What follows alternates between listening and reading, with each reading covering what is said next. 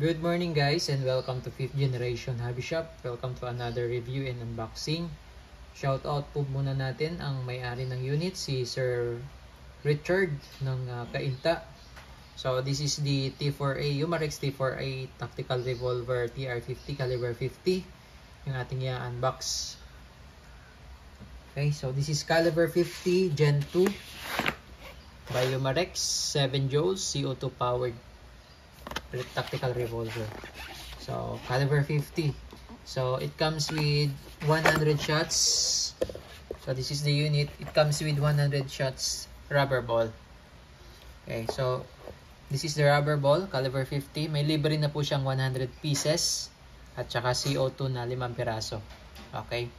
So this one is the caliber 50 rubber ball, and also you can also use the steel ball. This is steel ball caliber 50, and also you can also use the Shore Strike aluminum ball caliber 50 also. Okay, pero wala pa siyang kasamang mga ganito sa package. This is sold separately. Ang free niya lang is the rubber ball, 100 pieces. So the T4A, so yung Gen 2 po is naka fiber optic sight na siya, front and rear. Tapos you can install flashlight, red dot optic, dito ang flashlight, dito ang red dot optic. So ito yung magazine. Sa pag-release ng magazine, yun yan lang po. Let's release.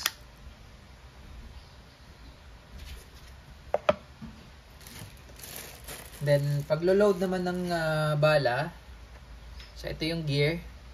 Sa likod po natin lalagay.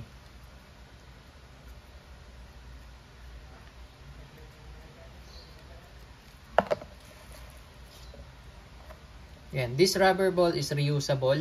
Pag gagamitin nyo lang po ulit, linisan nyo lang. Yan. Pero this one, hindi na siya reusable. Yung steel ball, reusable. Hindi naman ito nababasag. Made of steel. Okay, meron din tayong available na steel ball. Meron din tayong available na this bullet is called Shore Strike. Meron din po tayong paper ball na available. So pwede rin siyang paper ball. Okay? And then sa paglo-load naman, ito yung harap. Yan. Then meron din tayong available na extra magazine. Okay? So ayan. Now, this is the pursing cap. Ito yung bumubutas ng CO2. So, sa pag-release, counterclockwise.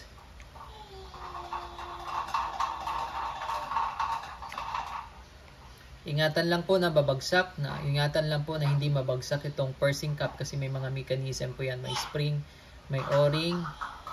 Ayan, this is the pursing cap. Basta pag-release, pagluluwagan is counterclockwise. Okay. Okay, this unit also comes with free silicone oil. Itong silicone oil, gagamitin nyo po once na maglalagay kayo ng CO2. Patakan nyo po itong pin. Yung pin na yan. Patakan nyo yan ng CO2.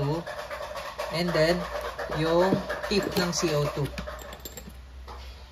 Itong tip ng CO2, papatakan nyo po yan ng silicone oil bago nyo siya ilagay. Okay? And then, take note, ito, pag nilagay nyo po sa unit, pag ganito po, ano, yan, pag ganyan. Yan. And then, ito, pag nilagay nyo na yung pursing cap,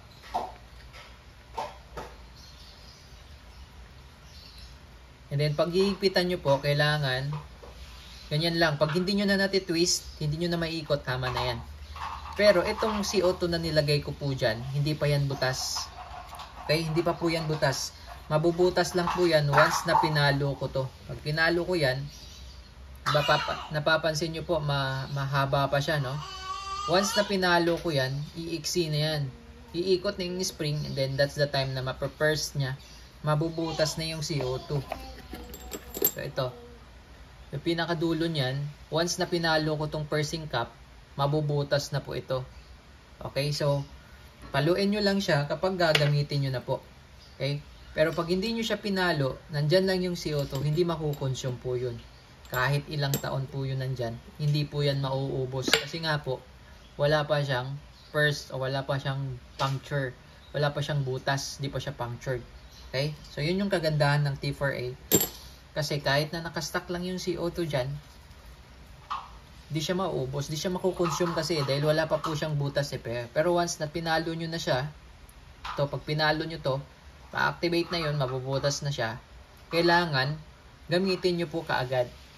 Once na nabutas na yung CO2, hindi nyo po pwedeng patagalin sa unit yung CO2, yung pressure. Okay? So, kailangan kapag kadesidido na kayong gamitin, tsaka nyo siya papaluin. Pero pag hindi naman, huwag nyo munang papaluin. Okay? Kasi sayang pagka pinalo nyo, kailangan i-consume nyo kaagad yung CO2. Once na nabutas na yung CO2, kailangan nyo pong i-consume kaagad. Hindi po pwede siyang magtagal dito sa unit. Once na nabutas na po. Okay.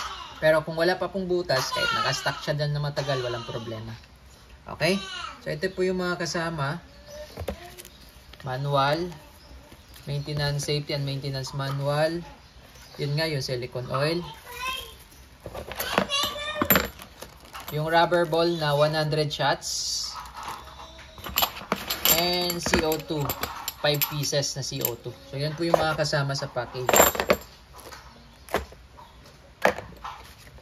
Yan. Okay, so itong mga balang ito ay bukod pa po itong binibili. Hindi pa po ito libre. Hindi pa po siya kasama sa package. Okay? So ngayon na naloadan ko na siya ng bala.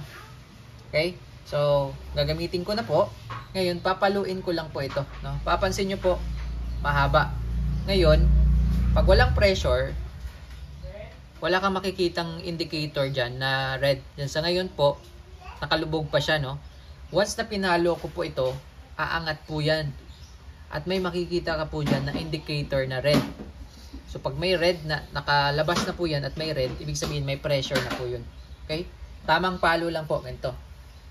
Pag gagamitin nyo na po, tamang palo. Pag kailangan ng gamitin yung unit, tamang palo lang.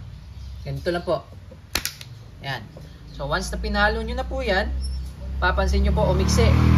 Ibig sabihin, umiikot na po yung spring. At mapapansin nyo po, meron na po siyang kulay red. Yan, lumabas na po yung indicator pin. So, ibig sabihin, activated na po, punctured na po yung CO2. At kailangan nyo na pong gamitin yan. Ngayon, once na nabutas na po yan, huwag nyo pong i-release yung CO2. Huwag nyo pong i-release kapag marami pa pong pressure. Okay? Pag marami pa pong laman yung CO2. So, kailangan nyo munang iputok. Siguro mga maka 5 to 6 rounds bago nyo siya i-release. So ngayon na nabutas na yan, ipuputok ko po siya 5 to 6 rounds bago ko i-release yung CO2. Okay, so testing po natin. Okay, testing po. First round.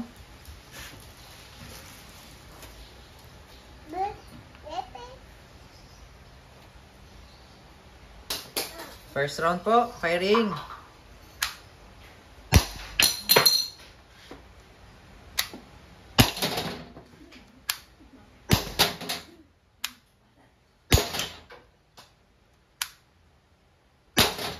Napakalakas niya, grabe. Oh. Tingnan niyo po yung butas, oh. Napakalaki. That's 50 cal. Syempre, 50 cal. Okay, wala na. So, first round po yun. So, load po tayo ulit. Hanggang sa humina na po yung CO2. Tsaka nyo po i-release. So, load pa po ako ulit. Okay. Second round. Second mog. Pairing.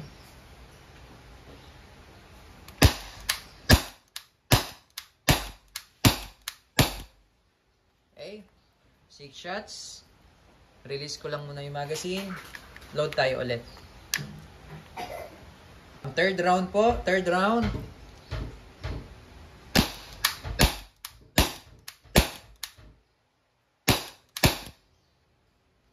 Okay. Release natin magazine. Okay, pang fourth round po. Fourth round. Firing.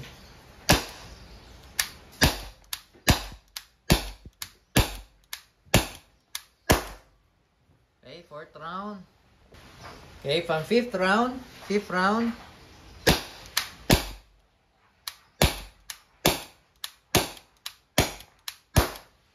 Okay, fifth round.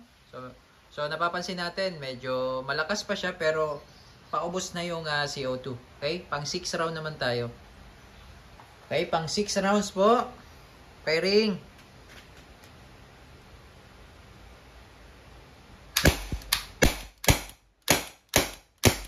Okay.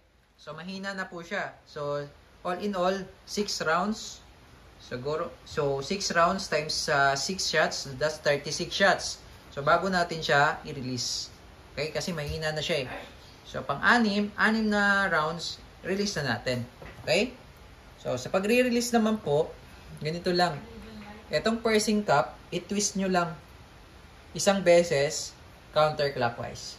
Ayan, twist nyo lang po. Ayan. So, release na po yan.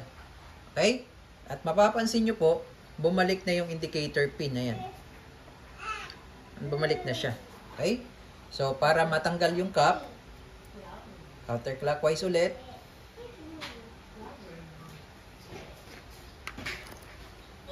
Ito po yung CO2. Okay? Kaya po ginagawa natin yon, pinapaputok po natin kasi bawal po kasing i-release yung CO2 ng marami pang laman. Okay? So, kailangan nating iputok. Bawal rin po kasing mag-dry fire. Bawal po iputok ng walang bala. So, kailangan po may bala. So, pagbabalik naman ng pursing cup, clockwise lang, hanggang sa hindi nyo na matwist, okay na po yun. Okay? Take note po, before kayo maglagay ng panibagong CO2, pag gagamitin nyo ulit, ipahinga nyo muna 1 to 2 minutes. Okay? So, yun lamang po. All goods na po ang inyong unit. Again, this is the TR50T4A Umarex. Caliber 50 CO2 powered. Maganda siya pang home defense. Okay? Yun lamang po. Thank you and have a nice day.